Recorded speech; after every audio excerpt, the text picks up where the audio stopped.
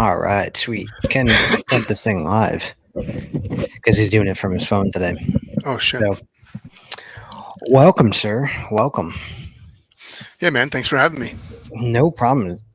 Our genuine pleasure. I've been trying to get you on for a little while, but we fell off. My wife had our first back in October. And I remember we were talking to you roughly around the August September timeframe, I think. Hmm. And then I knew you were coming up on that busy row schedule you had going. So I ended up taking maybe like a 2 month ish hiatus from this just to take care of kid and get a family orientation started. So, do you have kids? I do. None live with me though. 26-year-old daughter. She's gonna be 27 here in a couple days, week or so. A Just turned 28 myself. yeah. Too bad you're married. I'd set you up with her. Well, I got one sitting here on the couch. He's thankfully napping. Oh, right on. What's his name? Trace. Trace.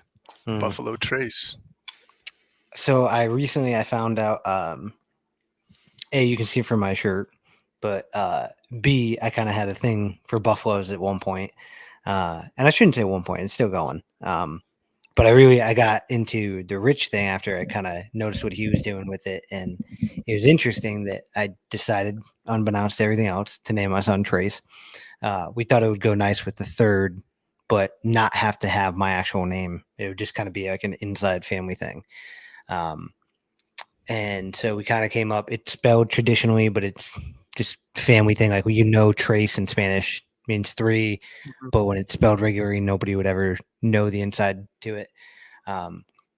And so in our apartment, we have some pictures of cattle, some buffalo stuff. We have we have a metal buffalo frame thing over his crib. And then the tattoo on my arm is a buffalo. So I recently saw there's the alcohol company, and then they make cigars or somebody else makes cigars with the same name, Buffalo Trace. No kidding. So I thought that was very interesting. So I have an order in for one of those, and I have to find the Buffalo Trace. I haven't found it yet. Yeah, right on. And then So I was thinking you were going because Rich's son's Trice, I think, right?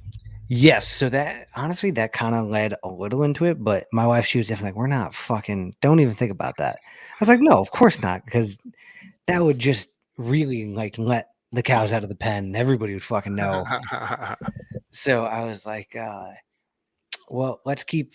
I just like the idea of what he was trying to do of like keep it a third, but like without really saying it. And I don't know if his kid's birth certificate says his like the same name a third time, um, but his just says Trace Alexander. So I changed the middle name because my dad and I are Stephen Thomas Holt, and I'm a junior. But I was like, fuck the third thing. I get it, but it's not the same anymore. People just don't do it. Yeah. And it's not like an Alex or a Matthew or like one of those old genuine names from like just ancient times. You can go back and find them all. So Trace was good, and then I named him Alexander in the middle for my best friend. So that was a nice little thank you to him for everything he's done for me. And then keeps the last name. My wife, she's I'm still getting her to do the paperwork to change her last name. It's been like 2.5 years, man. It stinks, but he's finally taking a nap. So I got some Moana on TV. The Disney lineup is very key Hmm. to keeping him happy. And now that he's kind of he holds his own bottle slightly, like as long as he's focused on it. So I dangle it above his head. So even if he wakes up, I might step over, grab the bottle, put it in his mouth, and he should be good. But Yeah, right on. other than that, well, let's get started. I really wanted to talk to you. I know you were in my level 1 coaching staff. If you didn't remember me, Where was you were at that? CrossFit Roots Oh back yeah. in Yeah. 19, I think January. All right. That's not too bad. That's not too long ago. No, no. I don't think I have a lot of the pictures of my phone anymore. Uh, you we took pictures at the end, and you fucking were flicking my ear and shit. And so all my pictures have me giggling like a kid, and everybody else is being serious. Doesn't sound like me. No, not at all. But I wanted to start off. We can get to that topic later. I did want to ask about the rowing that you Hmm. did. If you want to tell people, start off with that. How did that go? How did you even get into that? It went great. We rode. So I guess just start in the beginning. We rode across the Atlantic Ocean as part of the Talisker Whiskey Atlantic Challenge, it's a race they have every year. Hmm. It's starting to grow, starting to get big. It's largely been dominated by European teams, and Hmm. we started in Spain and we rode to the Caribbean, Antigua. Oh, so you guys It didn't even was take like a shortcut. There's no like angular thing to it. You guys took the long fucking route. Yeah, and we didn't even go a straight line because of you weather route. So Yeah. straightest distance between 2 points up, whatever.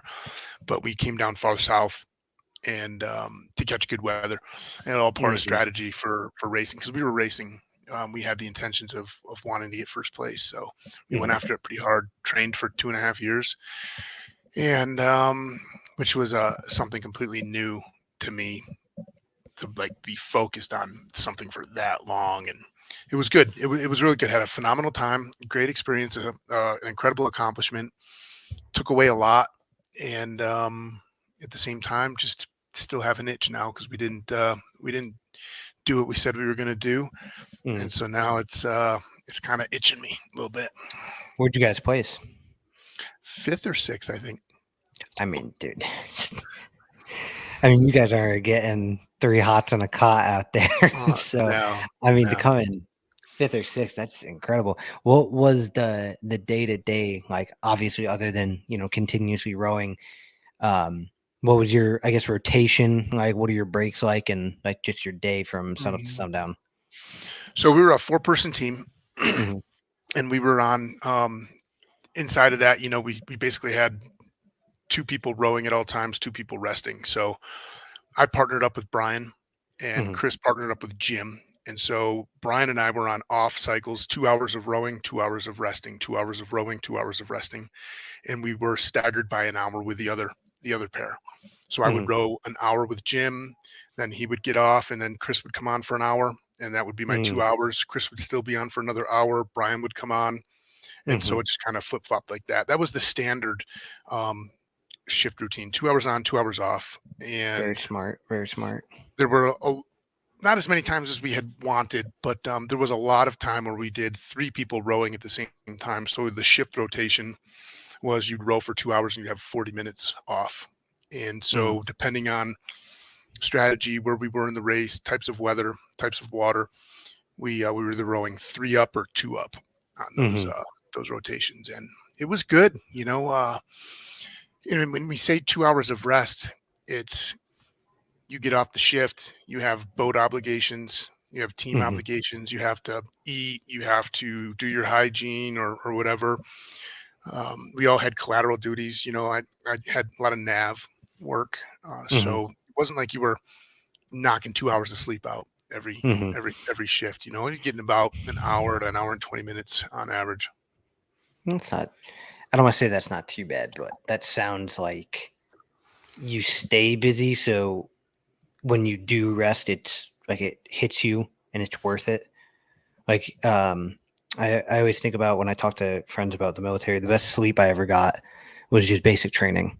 Was just the more constant motion you had from sun up to sundown. The sleep was the greatest thing you ever got in your life. You didn't have to worry about tossing and turning. You could just lay in your tucked in sheets like a little zombie, and you just stay there the entire night. You wouldn't even move Yeah. because it was just the best sleep that your body just needed. So I could only imagine. Did you guys have like like a lay down area in that boat to sleep? Yeah, so there was a forward cabin and an aftward cabin or a stern cabin, really really small, Hmm. and it, you couldn't put two people in it comfortably. You would be all tight and bottled up. You could Hmm. barely stretch out full length, and it was just packed with gear and Hmm. equipment and food and whatnot. Um, so there was a little shelter cabin, maybe it's tough to really describe, but like imagine getting into your bathtub, Hmm. and that's what you had to Okay. kind of be in, just a large bathtub, At least and it it's something you can stunk. kind of get in, and it's not like you had to sleep sitting up or anything like that. Right. For especially for that many days, that would take some getting used to. Yeah, but like you said, man, you're working so hard, you're staying so busy, your body's fatigued, it needs to sleep, and then you just when it comes time to turn off, you just turn off. Hmm. And it got to be a such a good pattern um, that all of us would wake up and start getting ready for shift, Hmm. and then the person on deck would be like, "No, dude, you still have an hour of rest yet." And I'm like, "What?" Because you're just your brain's a little fuzzy, and you'd wake up after Hmm. 15 minutes and you just start going because it'd be 5 minutes till your shift started. Be like, "Oh shit, I'm late." So Yeah. you'd start putting stuff on, and everybody would laugh. And even though you knew and you had your alarm set, and it wasn't like anybody rowing, like Brian wasn't going to let me oversleep. I wasn't going to let Hmm. Brian oversleep, and same thing Hmm. with Chris and Jim. So, but for some reason, just the way that routine got into your head, nobody wanted to let a teammate down. No, And no. one of the worst things you could do is that somebody's been up there and rowing for 2 freaking hours in the heat of the sun or in the middle of the night when they're absolutely exhausted, the sleep monsters are coming. You did not want to be the douchebag that didn't Hmm. show up for duty on time. you know, Yeah. so Uh, so I guess first question I would ask is what were you guys eating? Because that had to be something that's like compact but also nutritious. And then I guess B would kind of be as much as you don't ever want to let those people down. Was there ever a moment that anybody had where it's just kind of like, I might be ready to tap? Because even like being out in the middle of the ocean, there is no tapping. But before you get there could be those points. mhm. We'll do the easy one first. We'll do the food. Yeah. Uh, Race requirements were that there was a minimum amount of food that you were required to take. So 55 days worth of food, and Hmm. 1 day of food would be calculated by your body weight. So you were required to take 60 calories per kilogram of body weight. And so there's a lot of strategy because food weight it has weight to it. Hmm. Dehydrated meals require water, and we're on a water maker, a desalinator. So you have limited amount of water, and so there's just a real balance there. Plus the nutrition. So I took 6,500 calories per day for 55 days, even though my nutrition plan said that I was around 59. I wanted to have a little bit of extra variety, and three main meals every day were dehydrated meals, one breakfast and then two dinners. And Hmm. then that would make a main meal pack. You'd put your three main meals and a little Hmm. tiny protein shake powder sachet in a Ziploc. That would be Hmm. a main meal. And then you had Okay. another bag that made up all the rest of the calories in what we called a snack pack. And Hmm. so what's super cool is Rich in Froning Farms sent us a ton of their products. Their beef sticks and Oh, the so good. jalapenos. Oh Man, I looked goodness. forward to my beef stick every day. I sent him a couple text messages with pictures of me just kicking back, and it's like, this is my daily meat stick, man. Mm, But sunflower seeds, very good. pumpkin Very good. seeds. Just I was really focused. So I worked with Cassandra Hobart, phenomenal nutritionist, phenomenal athlete, and we did a nutrition plan and worked on that for close to a year before I ever got on the boat. We tested it because dehydrated meals very stressful on the system.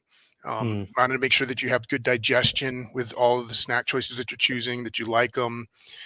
We had the added constraint that we had to purchase most of our food from the UK because a lot of mm. the US food we couldn't ship. And so Okay. I was lucky that none of Rich's meat sticks got confiscated going through customs. Really, Um, that's interesting. but they never asked us to declare them or anything, so I don't know if we just got on a flight that didn't do it, but we never really went through a I never had to fill Oh, out customs declaration, so it was kind of nice that the stuff that I that's took good. over in my carry-ons and my packed luggage never got because I've had adventure races in New Zealand and Sweden Mhm. where they confiscate half of your food that you're Oh bringing over. shit. So, but that was a consideration that we had, and working with Cassandra was amazing. I can't give her enough praise. Uh, really blessed that she decided to take on this project with me. Hmm. Uh, but dialing into nutrition through activities for all of our training was critical to me. Yeah. The other three gentlemen used somebody else whose background was in Iron Man, Okay. but I didn't really like what he was proposing. It didn't makes sense to me based my experience on doing these longer type things. So Hmm. we went with a very heavy fat based diet. Hmm. And by doing it for over a year, everybody says, "Oh, I'm fat adapted. I'm fat adapted. I'm keto, like whatever." And I'm like, bullshit, you are. You've been doing it for 3 weeks. Like, you don't Hmm. really get fully fat adapted and optimized in 3 weeks, 4 weeks. It takes months and months and Okay. months. And so we really focused on that. And she just took my whole meal plan and looked at it to make sure I had a good balance of macro and micronutrients. And a lot of my calories were consumed through shakes. X Endurance was a big sponsor for us, and they provided us with a lot of protein shakes and carb Oh, that's great. mixes. Um, Podium sent a whole bunch of stuff to us that we used a little bit of that, which was really good. Um, What and that, flavor that did was you guys kind of get the from nutrition. Podium? Oh man, I can't. There's so many different flavors, so many wild, different unique ones. I'm just a That- simple guy, man. Where I could care less. I just chocolate. Just give me chocolate, and I'm good, it's man. easy. You know. Uh, So were you drinking most of your meals? I assume it kind of sounds that mm, way. I was drinking probably 1,500 calories a day. My Okay. main meal package, my main meal pack itself between the two main meals in the breakfast was right around 2,500 calories. We had some Okay. really good double serving large pouches of dehydrated meals, and um, I never And What is heated it? them. What Brian do and I, those we meals did look like? it. Like Mountain House meals or Okay. peak refuel meals, things like that. But the British version, Hmm. and so those are good, like Backpackers Pantry, like all. It's just the same Hmm. stuff that you would take camping, and we would just rehydrate it. We all bought stainless steel little tins, food Hmm. tins.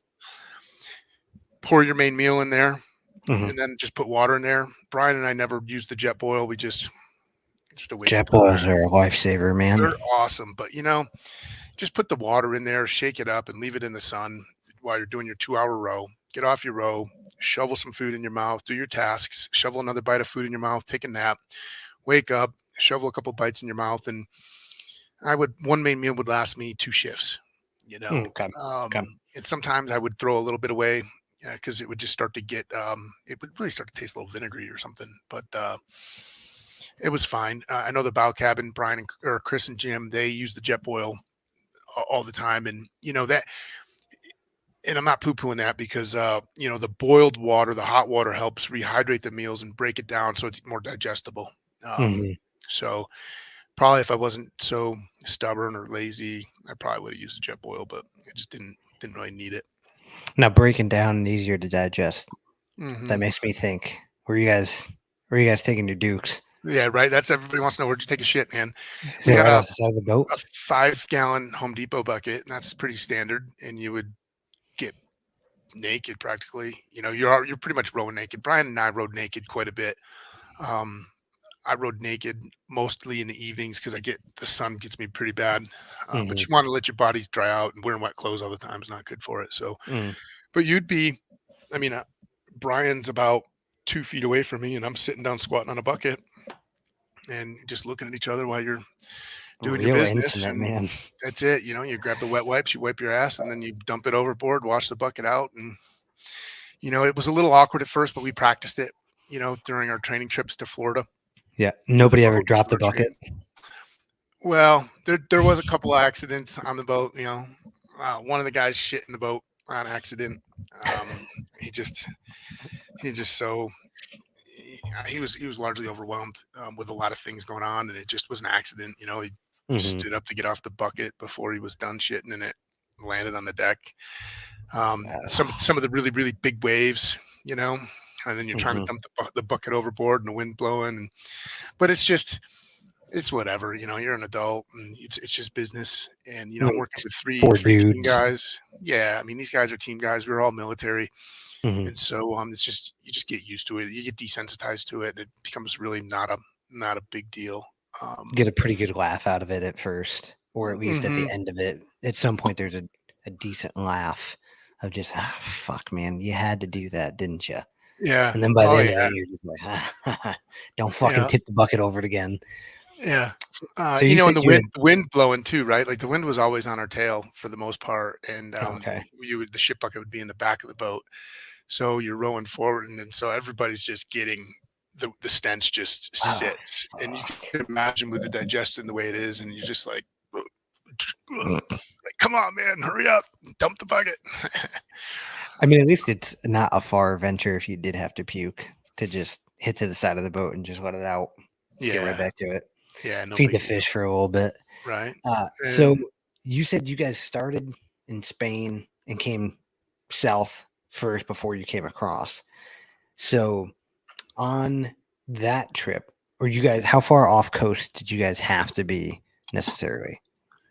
so the beginning of the race, every year is a little different because there's safety concerns with the weather to have to clear. So Hmm. we technically we started in the Canary Islands.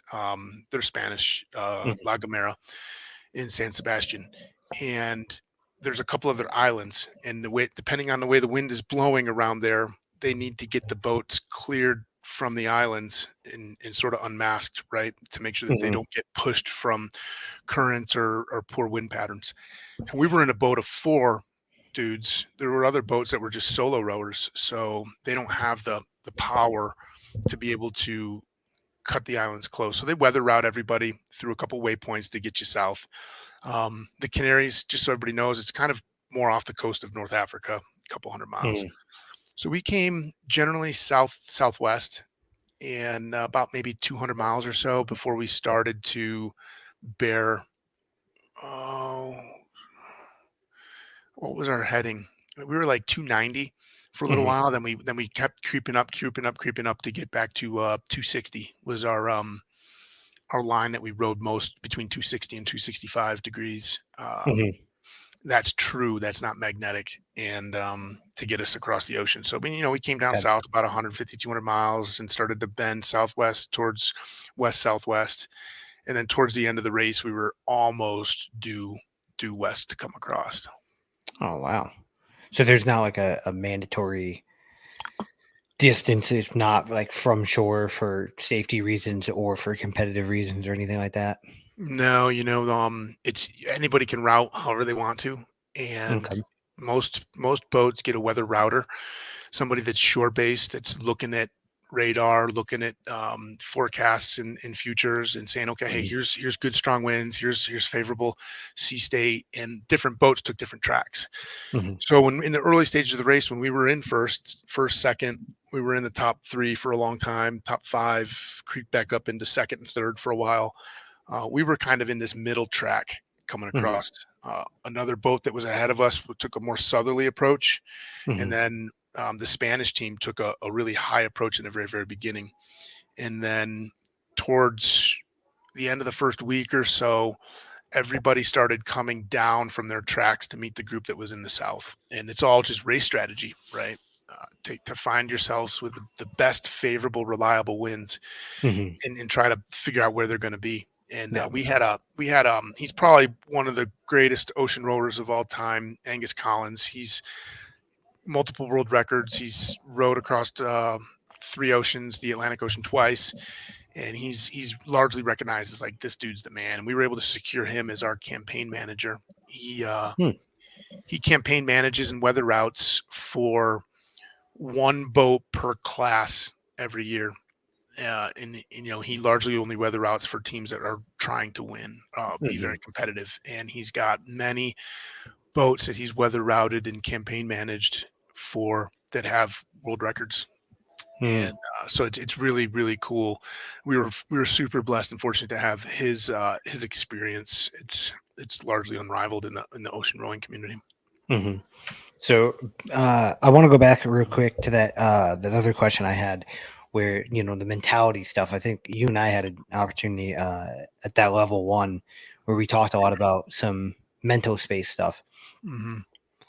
You had three team guys, and then you're quite the mental coach yourself. Did it ever cross anybody's mind? Was anybody ever breaking down? Because I mean, being in the middle of the Atlantic Ocean in a rowboat, essentially, that's got to be scary. Maybe some weather. Did anything ever come at you guys like that where it just really shook you? I think everybody's tolerances and thresholds in the psychological space was a little bit different. Mhm. some stronger than others, but largely on part, like everybody was really strong mentally. Nobody broke down, was like, "Hey, I'm tapping out." I don't think anybody got close to saying, "Hey, I'm tapping out." And we had Mhm. some pretty spectacular opportunities for that to occur. But like you said, you're a captive audience. There's no out. The fastest way to get across is to just keep rowing. Um, Mhm. they're not going to send a rescue boat just because you want to quit. But there's a plenty of there's safety boats, but they could be 6 days away.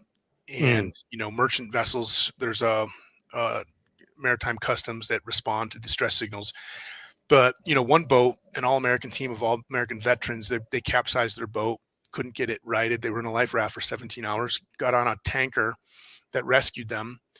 Their boat was left at sea, Mhm. and until a salvage boat could come and get it, and they ended up getting back to shore in Canada right around the same day that we actually finished rowing the race, and they Good they uh, Jesus. they got rescued on like day 8 or 9. And so So it they had a was long trip home. 33 days on a tanker, well, probably 25 days on a tanker before they ever saw shore, and they ended up in Canada because the boat, the merchant vessels aren't going to say, "Oh, I'm going to Halifax, but you're going to I'll Antigua. help Well, you we'll just out. take you to Antigua." Like, it doesn't work that way. No, no, no. Um, I think where we saw the largest breakdown was tapping out in regards to your stated goals. Right? I Mm. saw that. Um, we wanted to win. That was our goal. Mhm. And everybody at certain points in the race got pushed up against, like, "Oh, fuck this," or whatever. And Yeah. it could be observed directly through behavior. It could be observed directly through the absence of certain behaviors that you would expect somebody to continue to maintain, the disciplines, moods, things that were said or weren't said, stuff like that. Mhm. But I don't think there wasn't like a large, like, "Oh, I fucking quit," or "Oh, I'm done," or "Oh, I don't want to do this." Like, one guy was largely overwhelmed right from the beginning, uh, and then kind of settled, and then for whatever reasons he just wasn't. I was really surprised because I thought he was going to be more aggressive about chasing first place Mhm. than that. Um, each individual, has a different approach to what winning is, Yep. and the drive, and you could start to see it after a few days, after the monotony, Mhm. after the boredom, after the repetition, after some of the aches and the pains, and the ujis and aois started to settle in. Everybody started to express it in different ways to different degrees. um, and we're not gonna go down that road, like who did what and what did where. But Yeah. largely there was nobody's like, "Hey, I tap out, like I Yeah. quit." um, there was, one or two that maybe tapped out early, way early, in regards to, "Hey, are we still fucking trying to win first place?" Yeah, yeah, And even if we can't win first place, even if we can't, like, I just released it on my podcast a couple weeks ago about winning and how I take winning, yeah. and Mhm. it's like, I get it. We physically cannot get first place anymore because they're too far ahead or they've already landed. That doesn't change that I'm still rowing for first place. I'm still rowing to win. And what am I trying to win? I'm trying to win against me and my stated goal and not yield, right? Yeah. Because it's the things that make up the intent behind having a stated goal like that that you're trying to stay true to. So whether I've finished in first or third or fifth or sixth or last, I could be ridiculously happy with how we placed Mhm. if we stayed honest and pure to rowing as hard as we possibly could every single moment, as if first place was always still on the table. Mhm. And that's how I believe winning is. That's what I believe winning is, the spirit of it. And how you place and rank is largely due to the world of comparison, and you finding out and trying to make excuses to yield the things that you can control Mhm. because of pointing the finger at something that you can't control. Right. Yeah. Well, we can't get first place because the weather's not supporting us, or because we've got a broken, battery, or because the other team is stronger. That's like, you're pointing at a whole bunch of stuff that doesn't matter, when what all that matters is, are you giving 100% Mhm. to peg yourself, because you said that you wanted to row like you were rowing to win first place, you know? Yeah. So the way I kind of I see that, and I agree with the way you perceive the goal was first place. And there's a lot of people who, no matter what sport they're in, they come in and they're like, "Hey, as a team, I want to go win the Super Bowl. I want to win the World Series, whatever." And then there are some of those guys that they don't, or they get there and they fail the goal, and they're pissed beyond belief that they didn't accomplish the goal. They don't even see that they have whatever batting average that they accomplished, an all-star league game, or they did X amount of things that placed them in the highest category. They're just pissed they didn't achieve the number one status. And then Mhm. there's some of the dudes that somewhere along the way, they smell the roses a little bit more. And then if they lose, you're like, well, at least we got here. At least I have my family. At least I got this, this, this, and this. And they find all the other good things. And they still put in that 100%. But then there are the same guys that do that and they look at all the good things. But they somewhere along the line were like, hey, if this doesn't work out, I'm okay with this other good stuff that I did. And I may have backed off a little bit, but I won't tell anybody. Mhm. And so I can see what you're saying. I honestly, if I was on a team and I'm in the middle of the ocean, I know I can't beat the number one team. It would be for me, a really hard selling point to then be like, I'm still rowing for first place. I'd be like, all right, my mindset would be, all right, we have second place or third place. Which one are Oh, we going to get? we talking So about Ryan rowing across the ocean? so I would probably flip it instead of saying, for No. me, it wouldn't come out, hey, I'm still rowing for first place. It's now I want to achieve the next best thing. And maybe that would help me continue to sit in that chair, butt naked, doing whatever, trying to just make it through the last haul and beat that other team. Because fuck the other team. That team's got to come in third. Now, if I come in third again, it's like, okay, cool. I know that I, at each partition, put in the best effort for the best remaining slot or the best remaining outcome.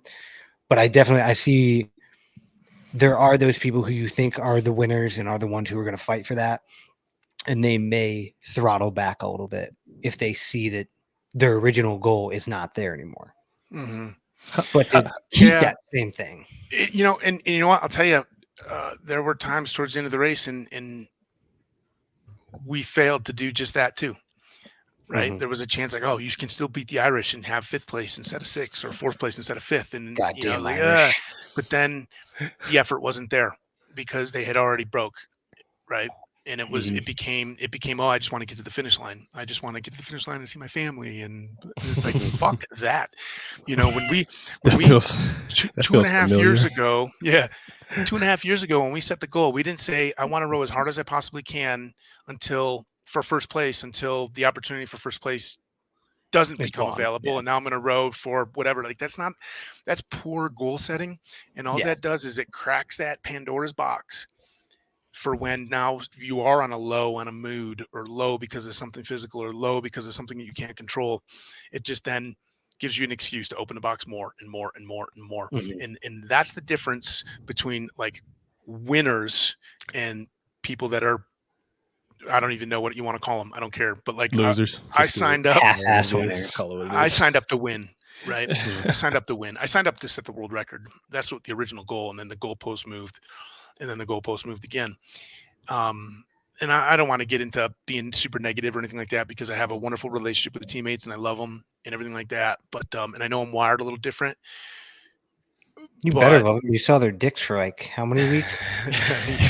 yeah, Takes a lot to do that, man. more importantly, they saw mine.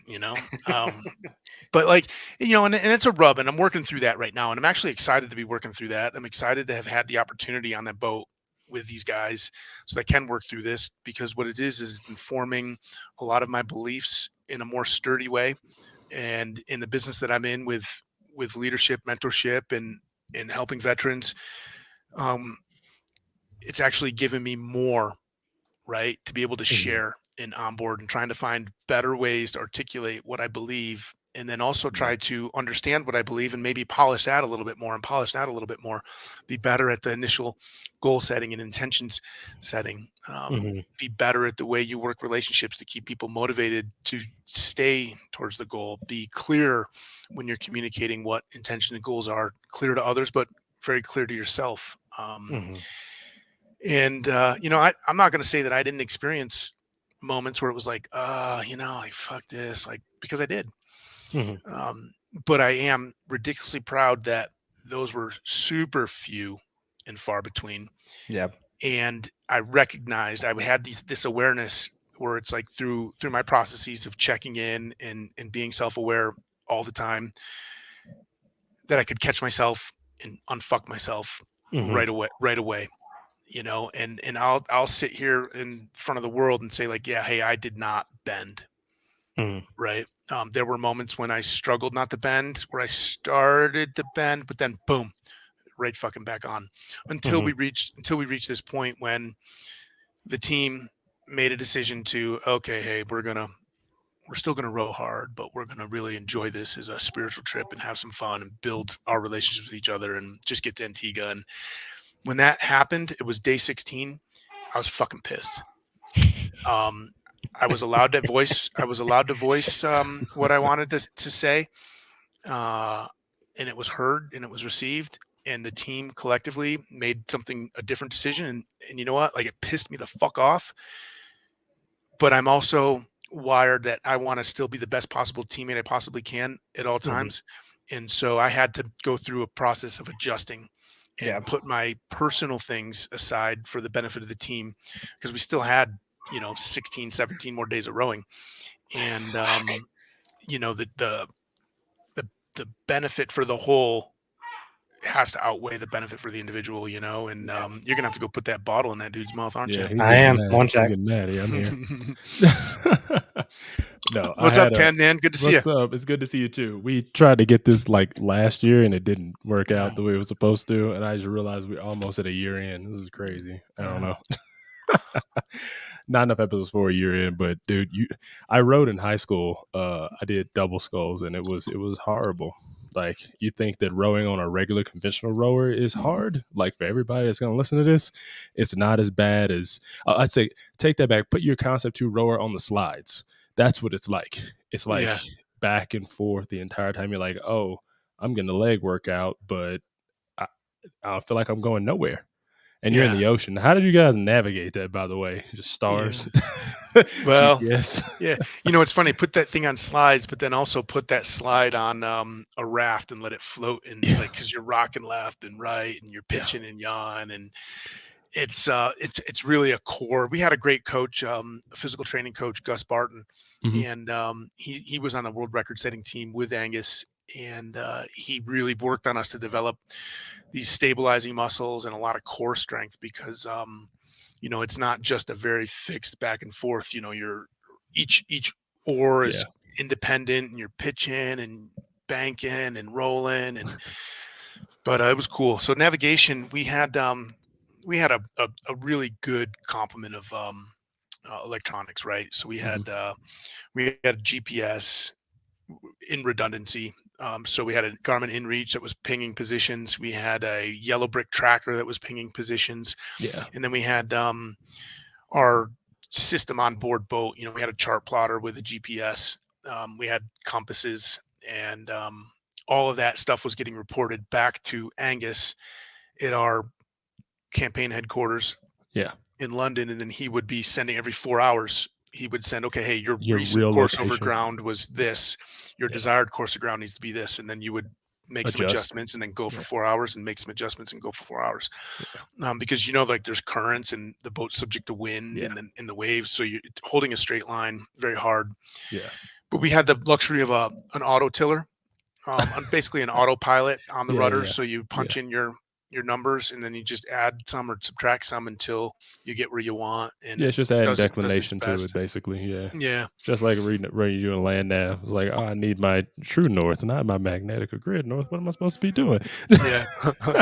You're like And that one got degree. confusing a little bit. When our auto tiller failed a few times, and now you got to go to hand steering, and your navigation now is completely funked, and you're just going off of a compass rose, right? Mhm. And that's really hard. Like, so you want to try to go in a straight line as possible, and generally the auto tiller was really good. It was always making corrections, and you could do this. But on hand steering, it was like this, and if you screwed up the hand steering, the boat would get this way, and it took a lot of work to get it back straight. straight. Yeah. And trying to do that in the middle of the night when you're fatigued and the wind's going 30 miles an hour, 30 knots, Dude, and it's no moon and it's raining. But that's how you get hard, man. By having to respond, to situations like that. Yeah, I had kind of.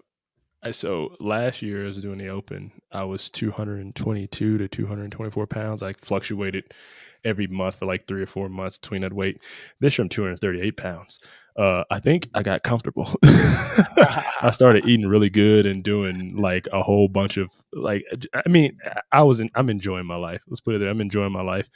And I went out there and I did 23.1 the first time. And when I start, I have a horrible confidence problem. It's weird. Yeah, I say that now. No one really knows that until I sit there and I tell them, and they go, "What the fuck?" And I'm like, "Yeah, I know, right? It's crazy."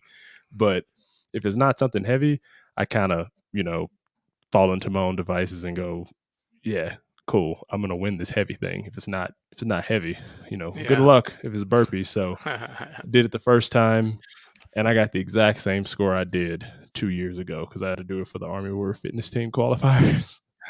And then I stopped. I told my coach what was going on. I sat down. I went, okay, what am I doing wrong? What's the matter here? And I realized it was just anxiety and fear of like not doing good enough.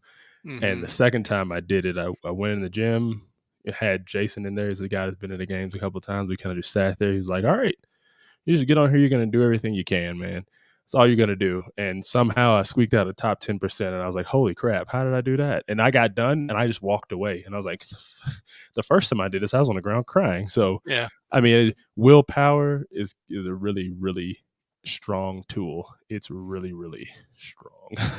So I can imagine how much, power of the mind is incredible that we largely don't even tap into 10% of that power. And that's the work that I do personally and professionally with people is try to get in their heads to help them through the stuff that you're experiencing, but not only in the physical world but also in relationships, in business, inside their family structures, things like that, because how you frame things and how you approach them mentally, it's a force multiplier, right? It's a force multiplier to your physical capacity, and your mind can unlock so much more physical capacity than you hear these stories all the time, right? There's a car accident on the road, dude gets out, or a lady gets out 170 pounds soaking wet, holding a phone book, right? And they lift the car to get it off, or they do something incredible feat of strength that it's like, how did it happen? Well, it's because this unlocked something that, right?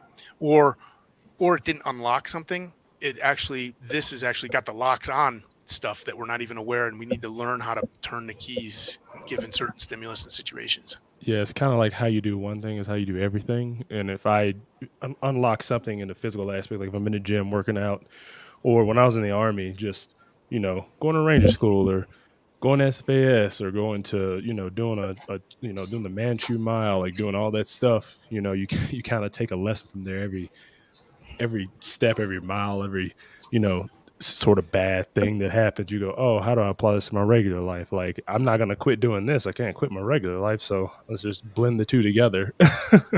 And how many people do you try to teach that to? It's kind of how you do one thing is how you do everything. How many people have that same problem? Oh, you're muted somehow. You muted yourself. I'm on mute. Yeah, I was spitting, and I was like, I don't want to have some heavy breathing in the mic. Dude, you're good.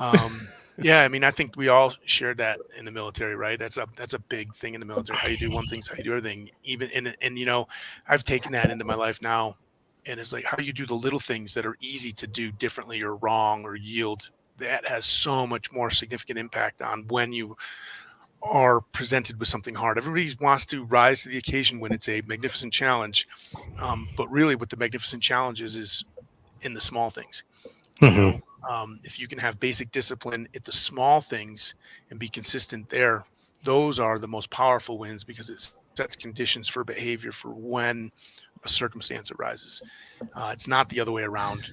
And yet that's how most people approach it, right? That the other way around. Yeah, set conditions. You just said another military term. I haven't heard of. Well, I think to add to that, I think the reason why people do it that way is because you have most people mad at you. No, he's eating his bottle. He's fucking fine. Most people see it as like the heroic moment doesn't come in the small moments. It comes in the big ones. Because that's supposedly when the most people are watching and where it counts the most. But I've learned as a dad now and as a husband for the last couple of years, the moments that really matter are the small ones. My wife doesn't care about some of those big moments, especially not the ones that I perceive. The little ones, like this dude right now, and like being home. I finished coaching at a gym. He was born in October. I coached up until the beginning of January, and then I was like, "Hey, I can't do that. I can't put him through this." And so I told my wife, I was like, I got to work out at home. I got to be able to do this stuff. I got to feel like myself at home. And there was a part of me that was a little depressed, and she was like, "Just remember, you may not feel like you're doing a big job, but I am now at work. This is." And this means the world to the two of us. Yeah. So for her, this is like a big thing. For me, it feels like a small thing sometimes. Like right now, he's got this bottle in his mouth sideways. Learn it and what movement are. And I love my son to absolute death. And sometimes I just look at him like, "Dipshit, move your fucking finger." That's you. That's you. That's you in baby form. Nobody else has. And move that like a quarter inch and you're good. That's some shit you would do, Steve. I'm sure this kid. Why does this like hurt so bad? Why are you running sideways, Steve? I don't know. Why are you throwing yourself off cliffs, man? So don't do that. Idea. The impact hurts.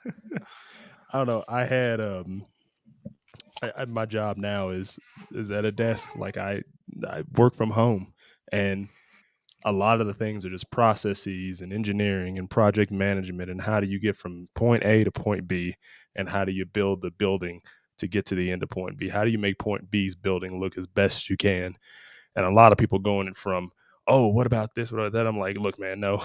First, let's just start from their baseline plan. Do they have a good plan? Or they don't have a good plan? All right, let's pick that little plan apart. All right, now let's look at all the milestones we're supposed to hit. All right, cool. We got all the milestones. All right, build upon that.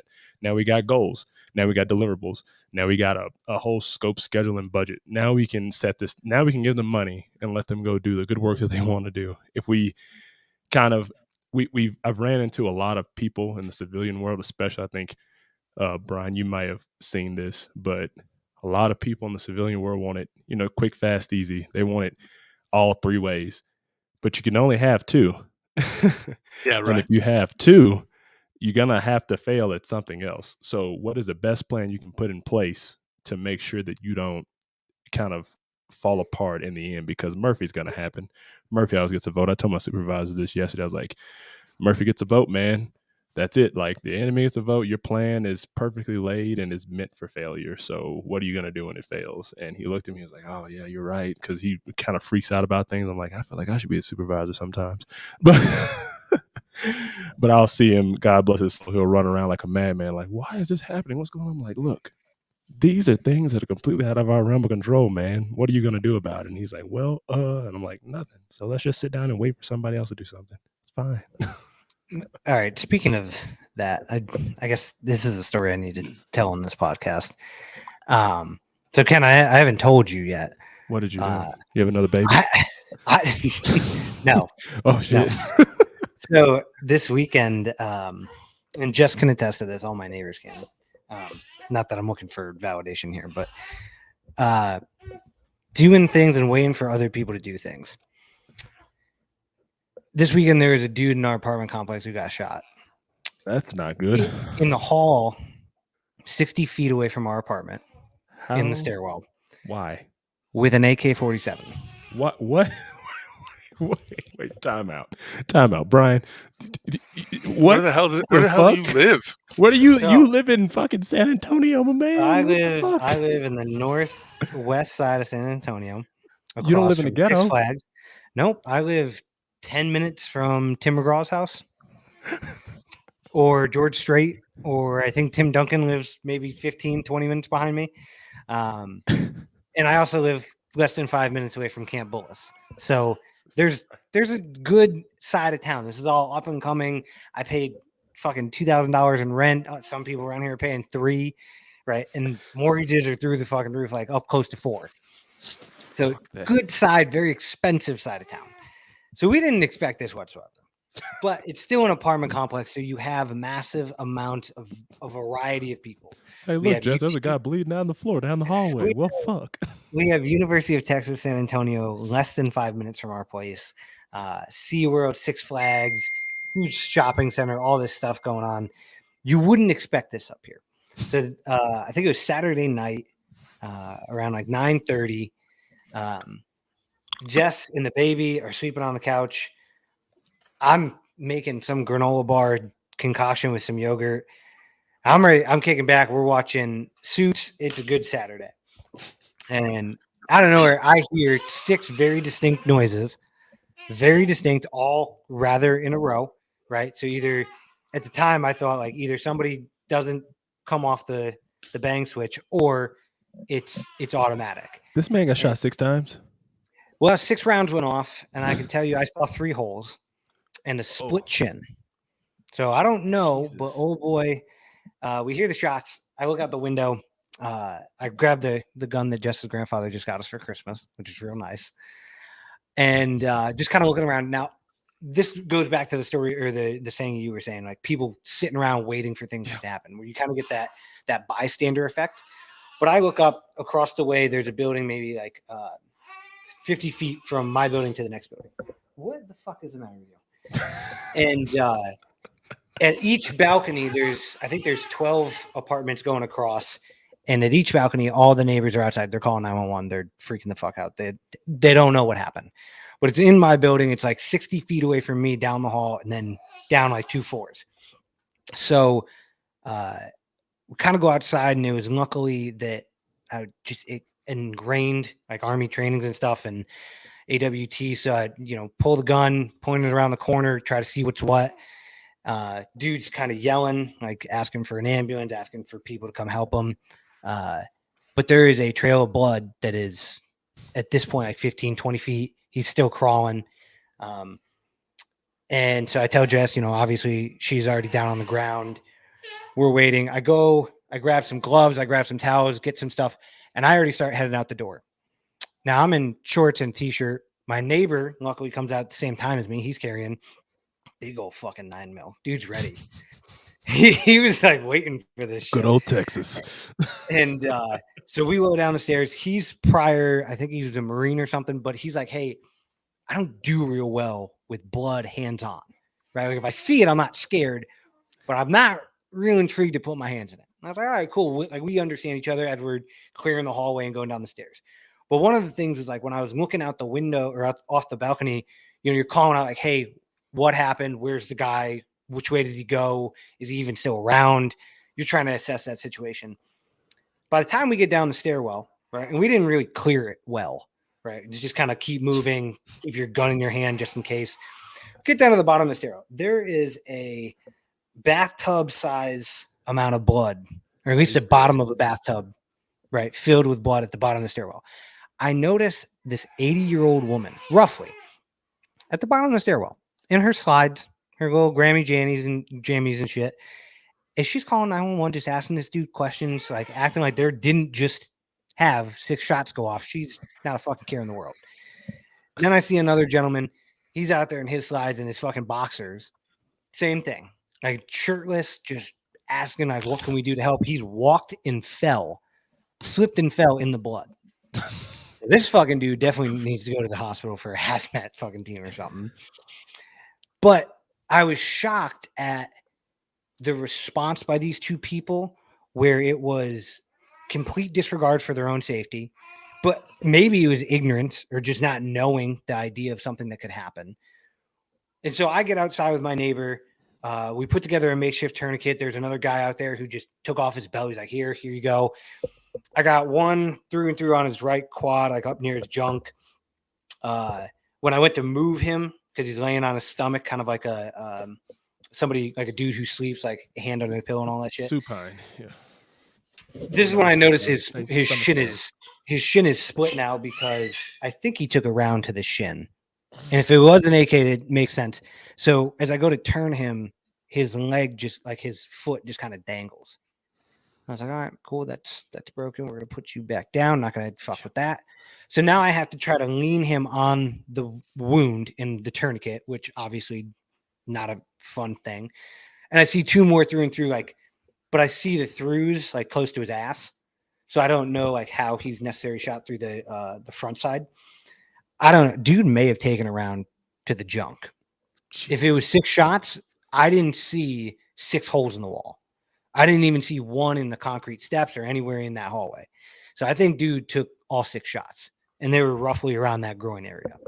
So we wait, we do all the things, cop show, EMS shows up, I want to say 15 minutes after the shots. Not that it was bad response by them, but I think that just how long it took to get there. But then I started looking up. Every balcony is filled. Every single person was watching. There was a dude who whipped out his phone that I yelled at. And I told him, get that shit the fuck out of here. Don't do that to this man. I don't know who this dude is, but do not be the guy sitting out here videotaping this. And the real shitty thing was the woman who was associated with this guy had her son with her in her arms. It was between 5 and 8 years old. Jesus. Kid probably saw this because she's already on the phone. We thought she was on the phone with San Antonio PD, but she's screaming at the guy like, why did you come here? Why did you do this? Blah, blah, blah. We think it's the guy laying on the ground. It turns out she was talking to the father of her son, who's also, I guess, not in the picture, is considered an ex. As he's now on the run, he FaceTimed her to talk to her. So this whole situation's fucked up. But needless to say, there is a whole bunch of people who didn't act or didn't know to act, who just got stuck in like a bystander effect where you're just like, hey, I'm just going to wait for something to happen, because unless I get dragged into it, my response is this. It's just this right here. Whatever I was doing, that's my response. There are plenty of people that have just talked about it, or they're just, wondering. Like, no, I thought I heard some gunshots, but I just stayed in my bed. Okay. There's an apartment also, maybe 3 feet through. Yeah, that one. So maybe 3 feet through that wall, there's a lady who I know. Her dogs and mine, I guess, are well known at the dog park. She hopped out of her bed and threw herself into her bathtub, which is all a matter of like a couple of feet from those rounds hitting her. Jesus. So this thing, I had to say it, I guess, out loud, where there are some people who are willing to react just because their mind says react. I don't know what that 80-year-old lady's like background is. I don't know if she had some job where she ever did that stuff. But the one gentleman who came down in his boxers, I assumed he has a military-esque style haircut, but a beard. So I thought he'd be like a retiree, kind of like a Ken. No, turned out the dude he was like, I heard gunshots, so I came running. I was like, do you have a gun? No. Well, good on you, man. Like, you put yourself in a very dangerous situation for absolutely no cause. Like, he didn't help with the tourniquets. He didn't put any, medical training to use or anything like that. He was just like, no, I just came outside to see what I could do. And he kind of just handled crowd control and kept some people away, got that kid and his mom back inside and kept them safe. So that's crazy. That man was shot by 7. What is it? 5? No, it's 5.56. It's still 5.56. Jesus Christ! 7.62 was it? Was it 7.62 or was it 5.56? 7.16. Yeah. And I'm assuming it's not what you find in fucking Afghanistan or whatever. It's one of those probably. But still, you got hit with 2 7.62 rounds and you lived to tell the tale. At minimum. And great. No, they said it right here. He's recovering. He's in stable condition. Holy shit. Well, I know he's in stable condition. He was hand wrestling with the cop over his cell phone. But think about this. Because he wanted to call his mom and tell her. If you hadn't put a tourniquet on him, he would have bled to death.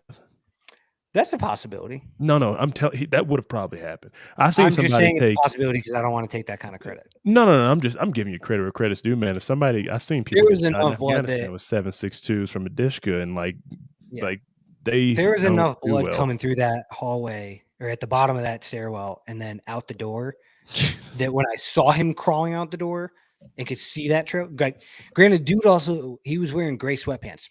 If you're I'm not advocating for this, but if you're gonna get shot, gray sweatpants thing to fucking be wearing because it tells everybody where the blood's coming from. It's like, oh, It's my penis, phenomenal. my penis, man. Please help me. I'm sorry, What but if- if what that's if- gonna, if that has to be what I get shot in, perfect, because it'll tell anybody anything they need to know. But you got to think at some point, this dude, you don't.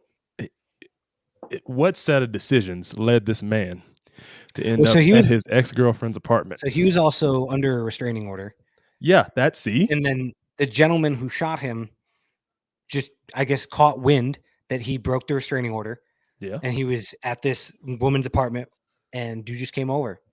Now yeah. I don't know what the conflict was, but you I mean, got for you to pull but an AK out of your car and just fucking light somebody up in a stairwell. the best thing that this lady can do is that baby daddy needs to put his name on that leash. He needs to put his name on the leash immediately, because then castle doctrine takes into effect and he won't go to jail. Boys on the run. They still haven't caught him. He should not have ran. If he had not have ran, he would have been somewhat decent, I think. What about you? What do you think, Brian? He's probably in Mexico. Somewhat decent. Man, I don't want to speculate. There's so much unknown. You just get ourselves all spun up and speculating. So let me ask Brian so we can include him in this conversation a little bit more. A, have you ever? I know you've been in the service. Have you ever gotten into a gunfight? Or B, have you ever had that fight or flight moment that you've actually had to respond, whether it be in the military or outside of it somehow? Yeah, my military experience was pretty intense. You got Fallujah, right? weren't you? Been into plenty of gunfights. Yeah, Fallujah. Fallujah, yeah. I respond. We all respond differently. To judge somebody, how they respond when we're all different people, backgrounds, experiences, different levels of training, intense moments. We all react differently. Some people are paralyzed and just they can't function. Some people jump headlong to do something, and it's like, hey, you probably should exercise a little bit more patience or tactical patience or a little bit more judgment before jumping headlong. But the armchair quarterback, it all, it could have gone 100 different directions, 1,000 different directions, an infinite number of different directions. So it's just like, I don't know what I would have done. Would I have run there with a gun? Would I have take care of my family? Would I have been on the phone? Would I have been recording? I don't know. I would like to think that whatever I did was based off of some decision making instead of just being some blind response. I believe in immediate actions, right? And when we were in the military, we knew that, hey, near ambush, immediate action. It's designed to create momentum in inertia based off of a certain stimulus. You will respond this way without thinking in order to buy space and time.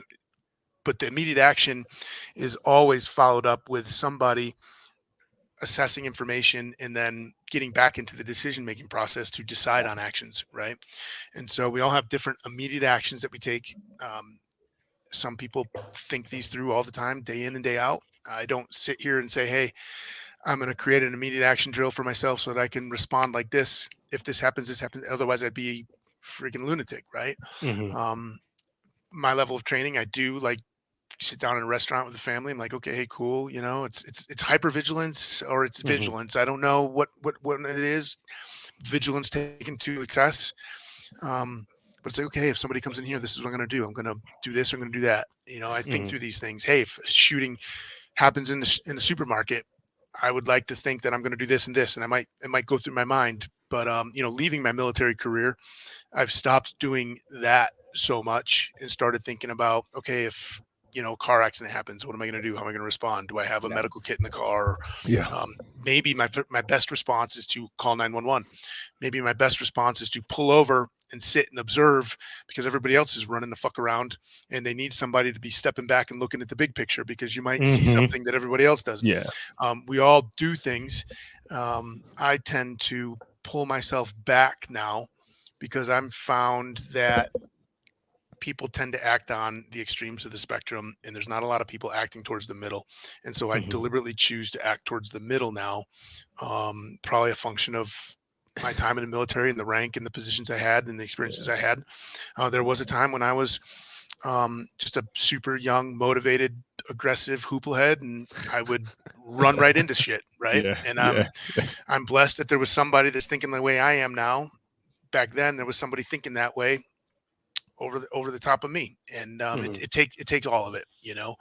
Uh, And especially if so you can kind anyways, of see, if you know, so like one of the things in that situation was yelling at Jess to get down, and she attributed to the shooter drills that they do at her school, that she kind of knew immediately like where to put the baby, where to position herself, and do that stuff. But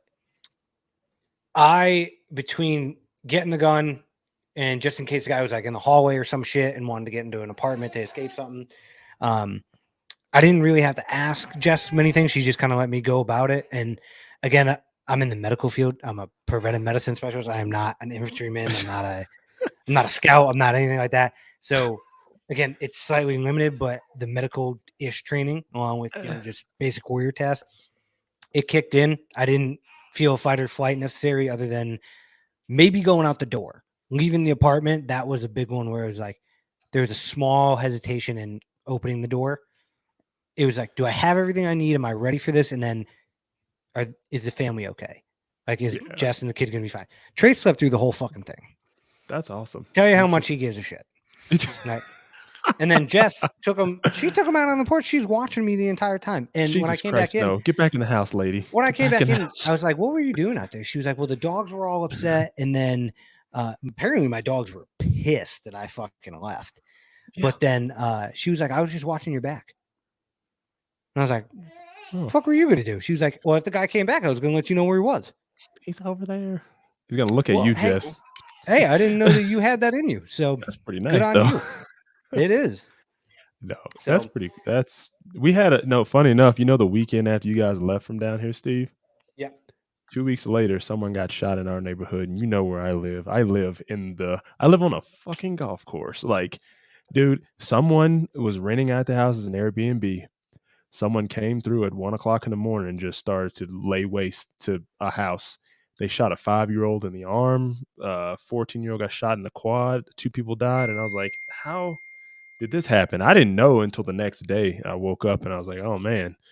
Someone, my gym owner was like, yeah, because we live down the street from each other. He's like, yeah, somebody got shot at around where we live. And I'm like, what do you mean? He told me the address, and I was like, that's a half mile from my house. That's wild, man. No, not. Yeah, no. I'm glad I didn't wake up to that one, because if I'd have woke up, I'd have went outside, and I don't know what would have happened. But yeah, you're dipping. How long have you dipped? How long have you dipped? Oh man, it's that I started smoking on March 25th, 2003. That was the ambush I was in, and I smoked for a while, Yeah. and then I quit, no problem. Then I started chewing tobacco, Red Man, and that was good. Then I stopped that and started again, and then but this Copenhagen puts a little more punch in your body, so I started doing that, and it's a bad habit, I know, and No. I enjoy it. I did it for 8 years, man. I think 2013 when I got to Afghanistan. That's my first flight. After our first flight, because I was a crew chief. That first flight, and we had that. I think it was like my first time seeing a dead guy, and like in real life, and I was like, oh shit.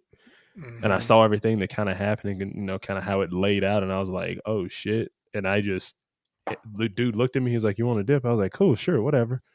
Yeah. And from that point, for 8 years, I stopped in 2021, and I was like, okay, I need to not do this anymore. I went to the dentist once. She was like, your gum line is receding and you have ulcers in your mouth. You probably should stop dipping. I was like, all right, okay, I'll stop.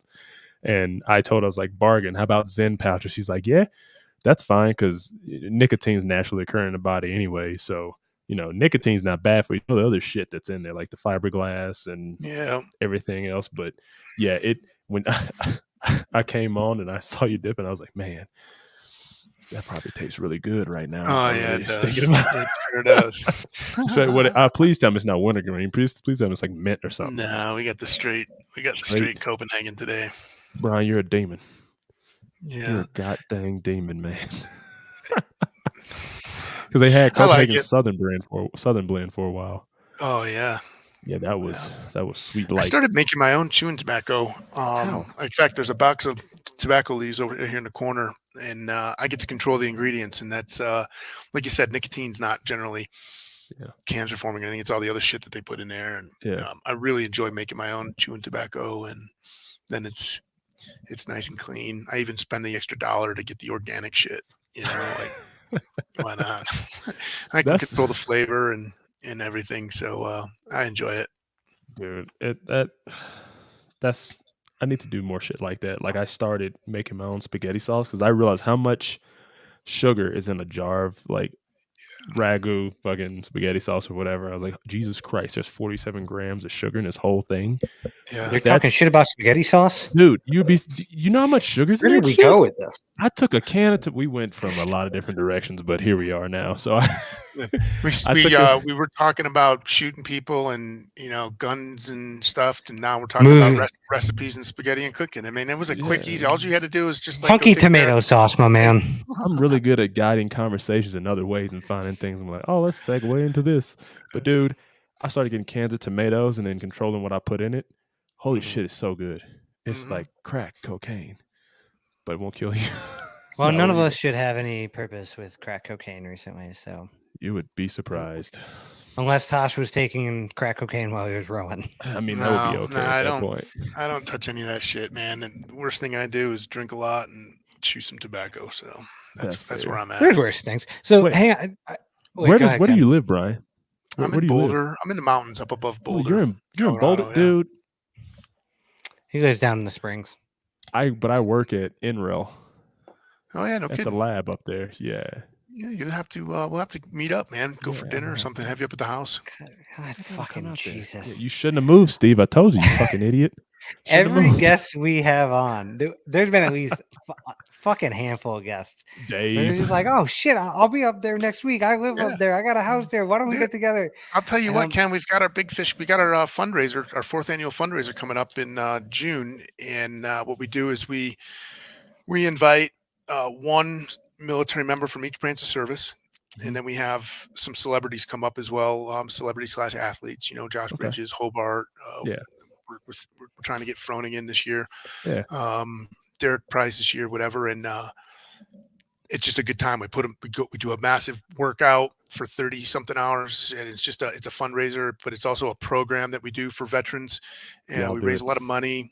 I will fly up. When we launch this thing, you guys got to put your names in, man. You just go to the website, hit contact. I want to apply to either be a volunteer or a participant, represent the Army. And then you get put in the list, and we just say, hey, you know what? This guy, he's going to be an athlete. This guy's going to be a volunteer. And we just bring a whole bunch. We have like 40 people, 50 people up here at the house, and spend a good weekend together and do some good stuff for veterans, man. That's through the Big Fish Foundation. If we don't get our name in on that, Ken. What do you want me to do? Idea, I just fly up. And then we do a live show while these guys are just drenching themselves in sweat. That requires like me to go buy a camera. I dare you. I dare you to do it. He fucking said I dare you. So now all we need is an address. That's it. Yeah, you tell me. What's the dates? Oh shit! You would ask me the dates. I got it. Yeah. No, that's the last. I got to update this now. For this year's, we're getting ready to announce it this week. The fundraiser, June. Here, I'll pull my calendar up for you guys. I should know it off the top of my head because I just sent a bunch of emails out. Our fundraiser, the actual event starts on the 9th, finishes on the 11th. We usually bring our athletes and volunteers in on the 8th. We have a big, huge social barbecue. Paleo Nick comes and does Ice Age meals. He cooks right out here. Oh, nice. Just a really, really good time. Last year was spectacular, and this year's every year we just do a little bit bigger.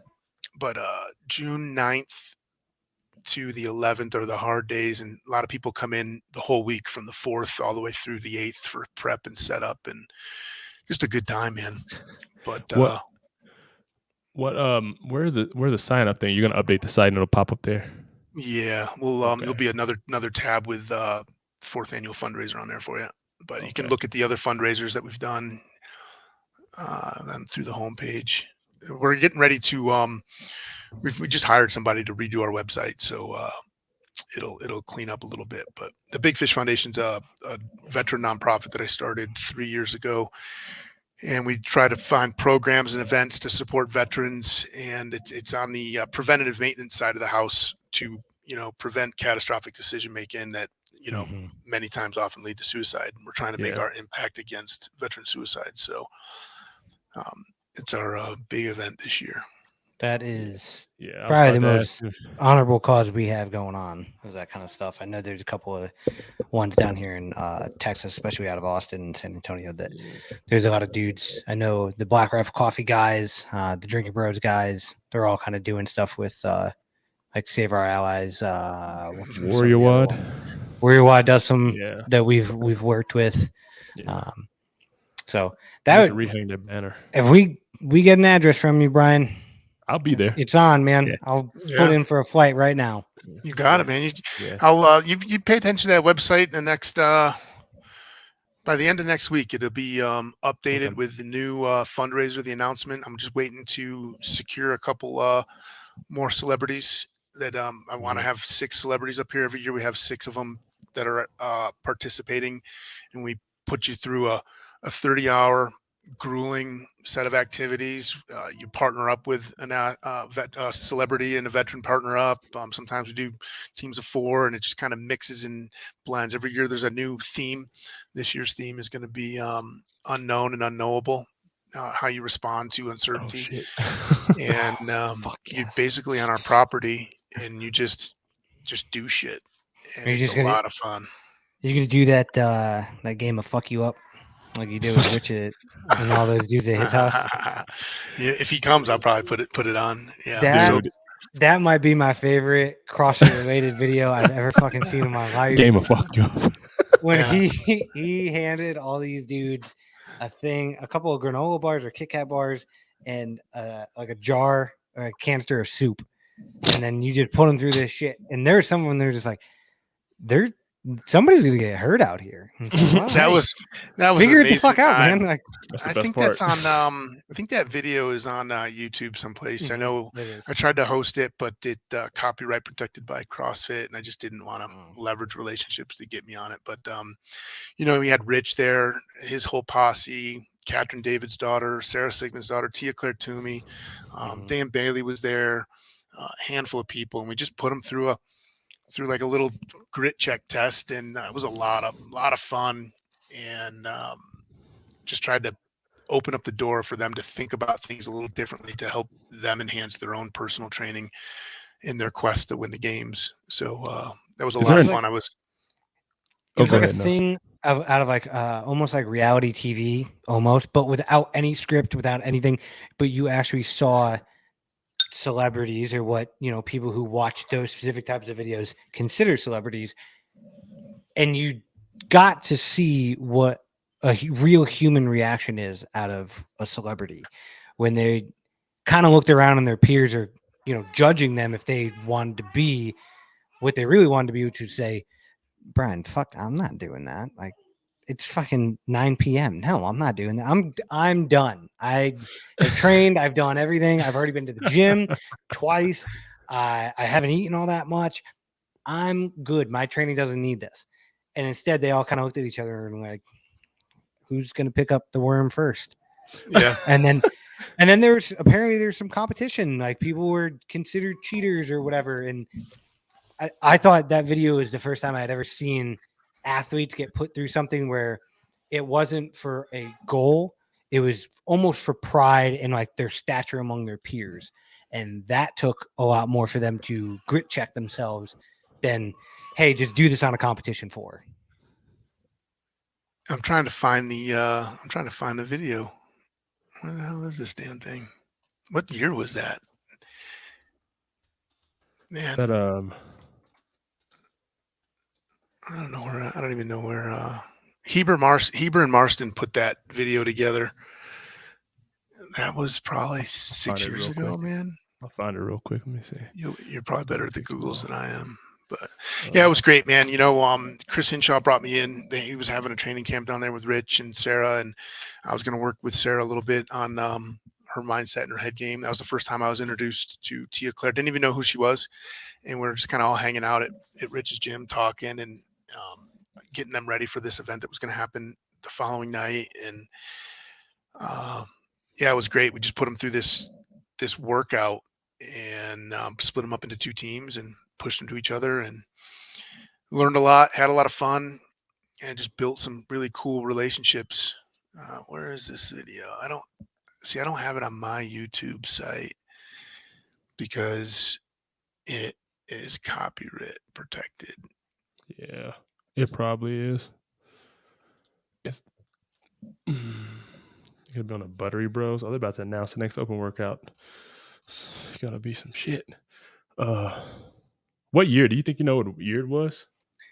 Hey, just go ahead and look up Road to the Games, Cookville camp. Oh, that might be a good. There That it might is, be a right good way there. to do it. You Top find one. it? Yep. There you go.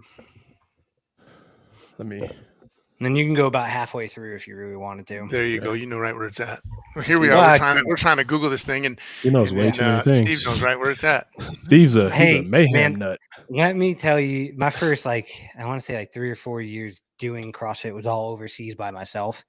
And so watching these kind of Road to the Games videos and all that stuff and the Froning video, his movie or whatever, that was the shit. I could just throw that on my barracks room and I didn't have to think twice about anything else. I just watched for a whole bunch of time. Okay, so we didn't know There it what is we right were there. in for, and Tosh literally tells us that we're playing. Now that's quite the facial hair setup you had going on. That needs to be bleeped 5 times. I was right out of the military. I had them big old. But those are his exact words. She was like, he cursed 9 so minutes much. exactly, Yeah, fuck, do as this, a fuck, team, fuck, dude, fuck. You're going fuck. to leave She's here like, on oh, go, no. and you're going to arrive here on go. You're going to run the full mile. And so we met at Richie's house, and of course, a few people were late, and we had to run 2 miles because of that. He just told us to. This was run the a funniest mile. thing to me. Yeah, He don't be was late, like, I man. want you guys So I just- back I was like, in it was like 9 9 minutes. months out of basic. And we get back, and he's like, how'd you guys think you did? And we're like, we're probably a little late. And he's like, you're right, do it again. I'm giving you guys 10 minutes. So we have to go again. You fast forward a little bit, Ken. If you go, there's Here, he has where's a those huge peaks? field, and then there's just a mountain go. and A little bit and farther. stuff, branches everywhere. It was like you're all wet. Right about there. That's and good. it probably. And they're doing more work. And then every time that we had to rotate on the assault bike, someone had to swim in Senior's pond, Somebody's getting wet. Somebody's getting wet. which was That water I'm pretty was confident, cold. like negative Cold. 150. It was Yeah. freezing. What time of year was this in Doing Tennessee? ocean swimming in Iceland, actually. What? I don't know, man. That water, I went to test the workout and I started to get in the water. I was like, fuck this, I ain't getting in the water. I'm not doing it. They'll get in there. They'll do it. They're going to shock. They did it like Yeah, this too. so They, me and no Dad, we were hesitation swimming was at the awesome. same time, and he jumps in the Yeah, water it's like you. before me. That reminds me of Ranger And I'm School. like, You jump okay, off the just stay top calm. into the Don't water. You show look that- down. You're like, that there's it's pieces cold. of ice down there And because I was a then Winter David Ranger, turns and you're around like, and he's oh, okay. All right, pause it real quick. When he Yeah. starts to So, as you can see, there are these people who it's not extenuating circumstances. It's not this grand fiasco of bullshit that's going on. It's just one gentleman who has a little bit of experiencing creative chaos, and then he's making who are realistically average people who can just physically do well above average things. Make them panic. And normally, there's all these athletes with coaches who are like, "Oh, we're going to test your mindset. We're going to do these things." This dude just threw them into essentially freezing water and was like, "Swim, swim. Don't do anything else. Don't think about anything else. Just swim. Just swim." And Dude. I'll tell you, So that- seniors pond, he's got snapping turtles in there that are the Yeah. size of sharks. Yeah. They don't fuck around either. yes, Dude, I'm telling you, that was like jumping in the pool in the pond at Ranger School, man. You get out and there's just a barrel. That was a hot barrel there, and they're like, okay, you either pass. They be like, all right, Ranger, you're past this evolution. Move to the barrel on your right, and you're like, okay. Thanks And a lot, it's 12 dick. degrees. Yeah, you're like it's like 12, 13 degrees, and you're like, fuck, I'm gonna die. And you literally feel like you're standing next to that warm barrel. The barrel is on fire basically you feel like it's forever, but it's only like 5 minutes. And then they're moving you to something else. You're like going to change clothes. And outside, mind you, you don't get to go inside and change clothes. You change clothes right there. And then you go to the next thing. Like I think the next thing was like 12-mile ruck or whatever. Yeah, it was. I think my favorite parts of this video were somebody fucked up at Senior's barn, and you had called everybody back, and they're all bitching and complaining and shit. And when somebody's dragging ass, and you called him out for it, and it's like, all right, we're gonna keep going. and everyone's like, "Ah, Oh fuck yeah, you, right Brad." there. It's probably right Yeah. there. Who didn't Yeah, have their Literally that shoes one. you on go yet? back like 10 seconds. It does. I think Dan Bailey was the team captain, and he left somebody behind. And Oh, so, Supposed to be with your team. oh, Yeah, he yeah. left Shane Orr behind. Or Shane. yeah, Darren, do you have everybody? Do you have everybody? Accountability. You're missing someone. Come back in and pay. One of you guys Come back in and pay. The team said they were ready to go. They took off, but they had somebody back here didn't have his shoes on yet, so you just gotta pay that. Time stopped because Dan Bailey can't do it right. Time starting. Your butt was too low and you were all twisty. Dude, that sounds I like think- basic training so much. That sounds just like basic. That I sounds think like Josh basic. Bridges got his pay the man from Brian. I think he owes you some money. Yeah, fuck you. I remember. You that. guys He's got to like, come "I back. Somebody's got to pay. Somebody's got to pay. Pay him. And Pay him." that's a good the- dude, Josh Bridges, man. Like I've heard. he lives here in Boulder now too, and we're supposed to get together, and our schedules are so crazy. But he comes up to the fundraiser, and he participated for 2 years, and he's just a good. I mean, no side joke because he's got Good Dudes Coffee. Like he's legitimately just a good fucking dude. Yeah. That's one of the dudes I haven't had the pleasure to meet. I got to meet Rich recently down here in Texas. To talk to him for like 15 minutes. We were doing a warm up for the BCS, and we just happened to be on the wanting to snatch at the same time, so we did it together. Dude, just wholesome guy on everything. I guess I met Fraser one time, and it's not that he was a bad dude, but I very much saw the side of like the business aspect of like the YouTube page and the business, and you're not scripted, but it's like, hey, they're chopping blocks to your time frame. So it's kind of like get here, do this, go as much time as you can spend with fans and like be who you are. Not that he's fake on camera or anything, but it's, be more open, I guess. That's where I kind of learned like, hey, outside of some of this stuff, these guys are real business go. Mm-hmm. Rich, I had the nice chance to meet him and have him be more of just the person, not necessarily the athlete or anything like that, even though it was competition setting. But Josh, I've heard there's a guy at my gym down here. He said he went to one of Josh's camps, and he said Josh at no point did he ever feel like, even with cameras around, like he was a business, or the fact that they were there was so that he could get paid or anything like that. He's like, nope. And like most of the level ones, and I think the level twos, you kind of get like a beer afterwards on the first day. He was like, that feeling you get when you get to be around the staff with a beer is the feeling we had all weekend. So Josh is a dude I would love to get to meet. Yeah, great guy. Great. Rich is phenomenal. Matt's a great guy too. Everybody's a little different. We're all a little different, and you connect with different people in different ways, and how the affinity grows between the two of you. And I'm a giant Rich Froning fan. I think he's a wonderful, wonderful human being, and people give him so much credit for being so fit. And getting to know Rich, you understand that he's also ridiculously intelligent and savvy. And I want to have him on this show so bad. Just human being. Yeah. I really want to have him on specifically. Like when we had Matt on, I told Matt, I was like, hey, I don't want to know about your backstory. I know your backstory. I want to know about what companies you're investing in, because you talk about investments recently. And I want to know what the aspect was from going from, hey, I don't ever want to be a coach or a gym owner, to now you have literally one of the second, third rival gyms to like a Mayhem, and like he's trying to sponsor and program for athletes. I was talking to him 2 days ago, and he's got something really big planned. It's pretty cool. I was like, oh man, dude, that's awesome. Like the stuff he's doing now, it's pretty much setting his kids up for success and his kids' kids. So, as long as they don't shit the bed, they're fine. If he has kids, whatever day that comes around. Fucking Tia not competing this year is weird. But I tried to get Rich on a couple of times, and I've met him. I met him at the games a few times, and I think the first thing I said to him was man, you are shorter in person. And he looked at me and he just laughed. He laughed because I was coaching a teen athlete. It was last year at the games, and he was like, it's good to see you too, man. I was like, all right, man, take it easy. He just kept walking. Yeah, good people, just good people. Oh, Tia's, I enamored with Tia and Shane. Those are two really amazing human beings too. I mean, everybody that I come into contact with at a certain place, like they've always been really good to me, and Yeah. my experience with them has always been wonderful. I can't speak to anybody else's experience, but my experience with all these people are Dan Bailey, Matt, Sarah. They're just wonderful, wonderful people to be Yeah. around. Yeah. I believe it.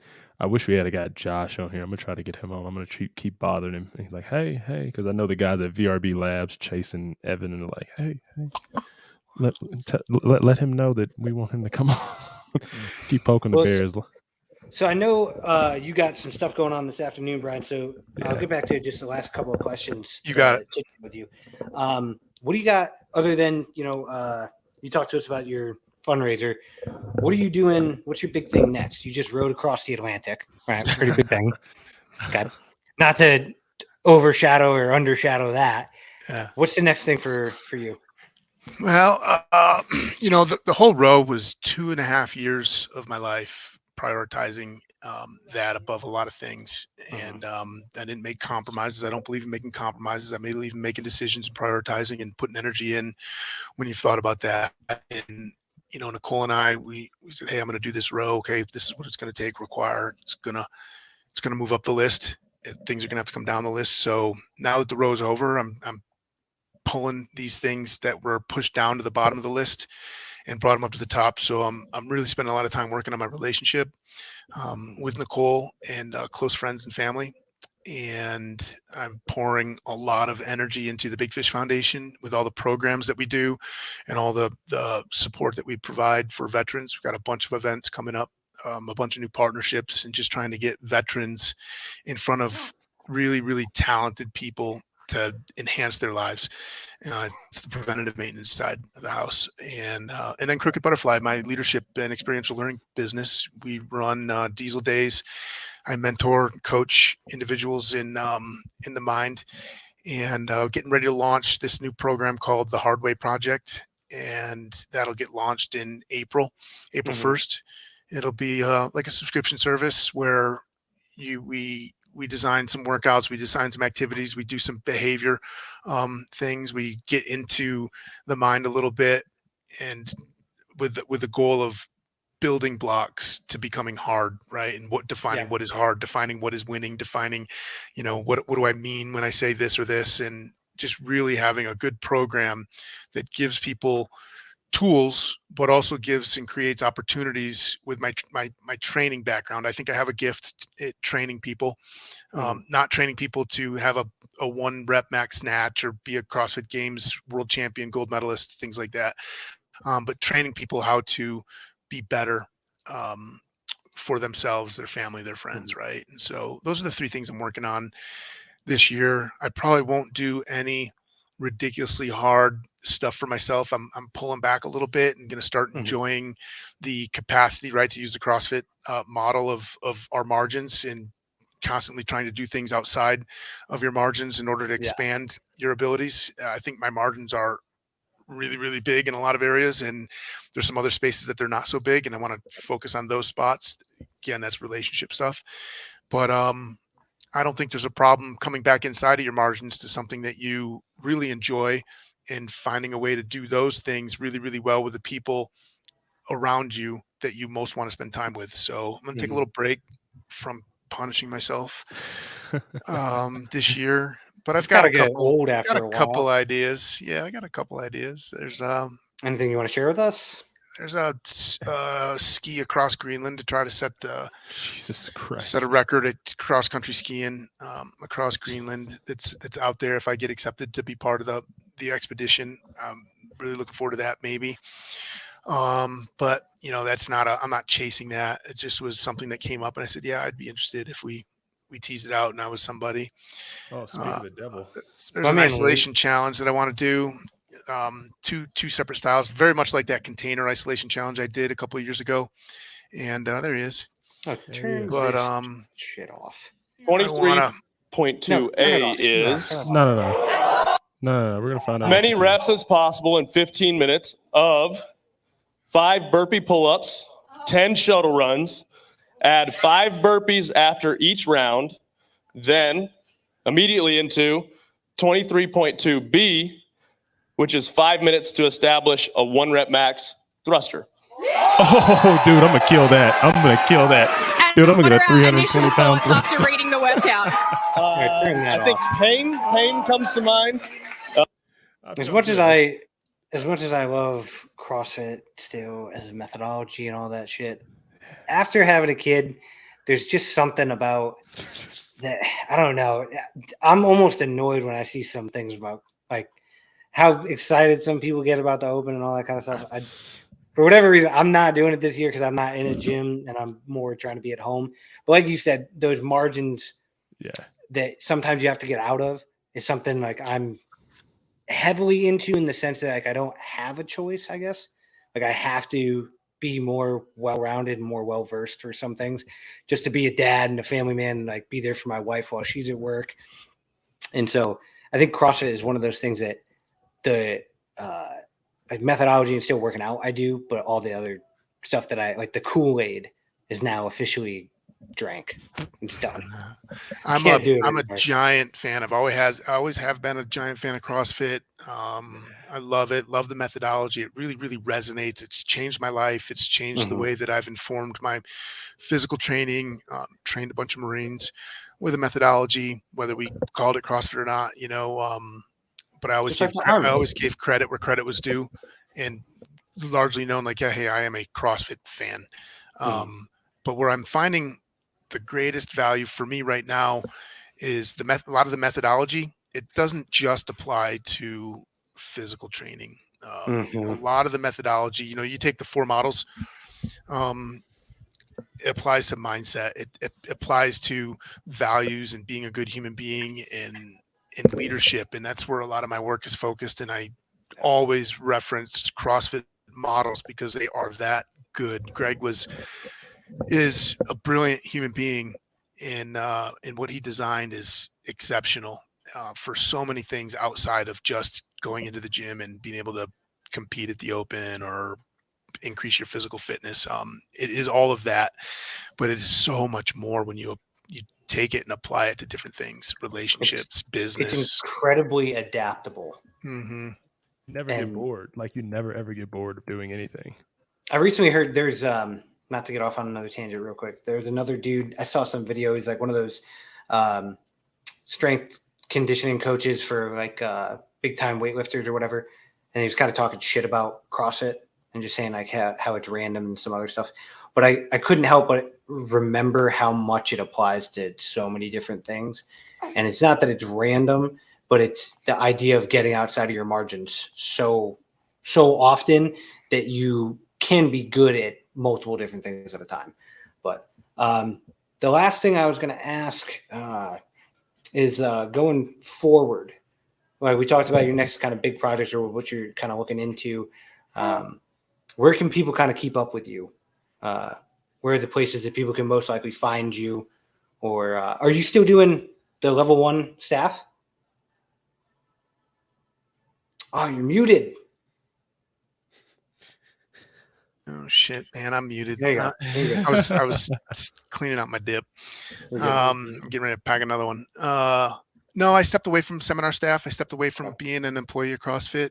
Some personal reasons, but also professionally, I wanted to pursue different interests and where you value your time and where you value the impact that you can make given the time that you have in your resources. So, I think you were probably one of the last seminars I did because I was largely just working at Roots when it fit the schedule because travel started to become a little bit intensive for me. And but where can you find me? Instagram is the platform I choose to interact with the most. I post on Instagram. It automatically posts to Facebook, but I just pulled up Facebook for the first time in, I don't know, 8 months, 9 months. And just the other day, and there's thousands and thousands of messages, and I'm just like, shit.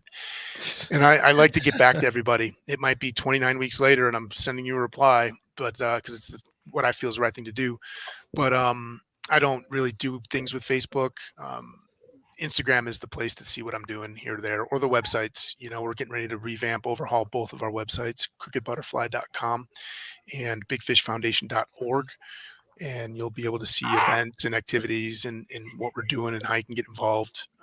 The Crooked Butterfly is going to start opening up, and we're going to offer this hard way project for people that want to be mentored along a process of continuing to build and strengthen resiliency and whatnot. So I'm really excited for that.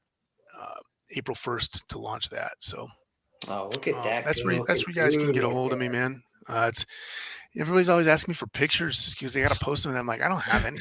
I don't know about your time overseas, doing what you guys did overseas, but I didn't carry a camera. You know what I mean? I carried as much ammo as I possibly could. No time to take pictures. I couldn't record anything that I did. There are no pictures of me in Afghanistan or Honduras or anywhere. Right. Yeah, if I took a picture, I'm going to be in prison. No, dude, it's awesome having you on here, Tosh. Like, that was pretty cool. You seem like a really awesome guy. And if you ever get free, let me know. I'm down the street from you. I'm in my office every Tuesday and Wednesday. You're right on, man. Well, you guys know how to get a hold of me privately, and please, man, if anybody needs something, wants something, I do respond to my messages and stuff. But just be patient. You guys just reach out in an email, and I'll get to it in a day or two. I try not to let too many more than a couple, 3-4 days go by before I respond to everything. And that's one of the things I'm trying to do is just, I'm in so many different directions. I got to pull back from some of these so I can just have a little bit more focus in one and do better there. But yeah, man, I appreciate you guys wanting to reach out and being even interested in chatting, and had a good time. And I'm sure we'll be in touch again. I'll see you guys at the fundraiser. Oh, heck yeah. We'll be there in some capacity. We're going to do a podcast there. It's going to happen. Mark my words. We're going to do it. Sounds good.